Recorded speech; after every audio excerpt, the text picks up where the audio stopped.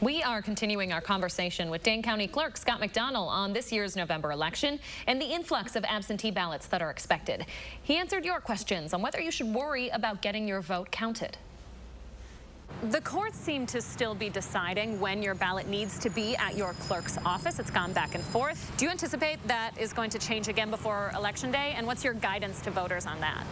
I think all voters should assume that if the ballot arrives after Election Day, it won't be counted. It goes back to what I mentioned earlier. Get your ballot back in as soon as you can. So the city of Madison held an event recently across 200 different parks. They were collecting absentee ballots. I think they got something like 10,000 absentee ballots. Right. Republican leaders, via their lawyers, sent a letter questioning the legality of that event. Sure. Do you expect those ballots to be challenged in court? I don't, because there's no provision in law to challenge a ballot based on how they're received.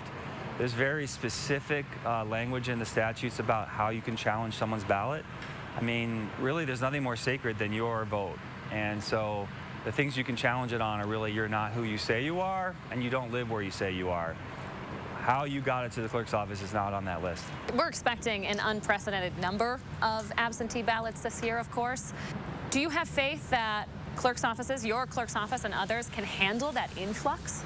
We can definitely handle it. It'll be accurate. The only thing that will change is it'll take a little bit longer than normal. Election night might last till 2 or 3 a.m., where maybe in previous years 10 o'clock news.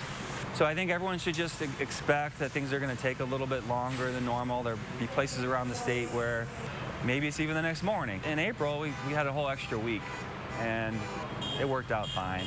So I think the important thing is that we're careful and accurate, and I think we can all wait a few hours to get our results. Should voters have faith in the absentee voting process? Should they believe that their absentee ballot will be counted? They should. It's been going on for 100 years. It's how military voters vote. There are a lot of strict laws around that because we want to protect overseas and military voters. So this is not a new thing. There's just more of them.